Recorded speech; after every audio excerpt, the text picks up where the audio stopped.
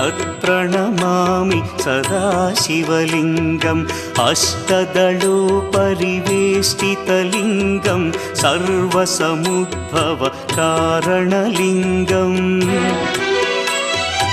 अष्टदरिद्र्यविनाशनलिङ्गं तत्प्रणमामि सदा शिवलिङ्गम्